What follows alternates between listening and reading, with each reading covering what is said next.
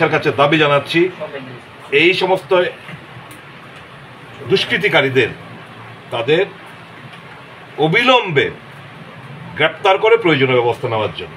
রাজ্যে আইন প্রশাসন শক্ত এবং মুখ্যমন্ত্রীর কেন্দ্রে এরকম অবস্থা, কি বলবেন? পুরো রাজ্যে প্রমাণ রাখে, তার বাড়ির উল্টো দিকে এই সমস্ত ঘটনা, এটা তো প্রমাণ রাখে কি চলছে সারা রাজ্য জুড়ে। তাহলে কি আপনি কি এই বিষয়টা নিয়ে মুখ্যমন্ত্রীর সাথে কথা বলবেন, ফোনে আলাপ করবেন বিষয়টা নিয়ে? আমি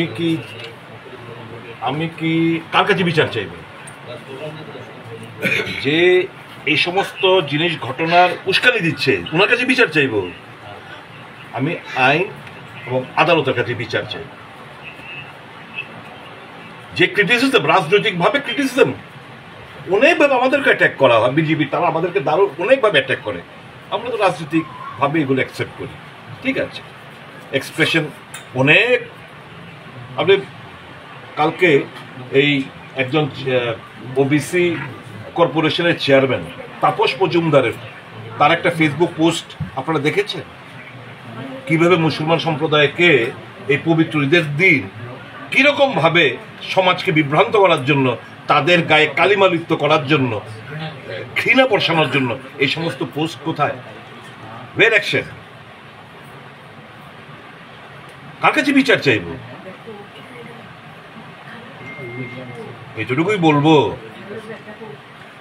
এভাবে বেশি দিন না, যায় দিন ভালো যায়, আসছে দিন ভয়ঙ্কর। ইচ এন্ড এভরি ইনসিডেন্ট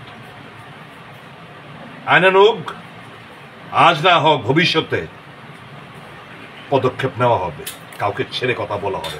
তাহলে বলতে গেলে আপনার এই প্রশাসনের উপরে কোনো ভরসা নেই? এই আইনের রয়েছে, আপনার সাংবাদিক পেটা খায় নিউজ কভার করতে গিয়ে। আমরা দেখেছেন তো গত পরশু দিনের ঘটনা, গন্ডা ছড়ায়, এখন কুলাই হাসপাতালে ভর্তি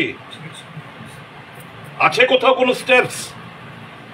কি চলছে? অরাজকতা, মাফিয়া রাজ, গুন্ডা রাজ, পুলিশ নিগৃহীত, পুলিশকে মারধর করা হয়, পুলিশকে তুই তারাক্কা করে কথাবার্তা বলা হয়, ডিএম কে অপদস্থ হতে হয়। কি প্রশাসন?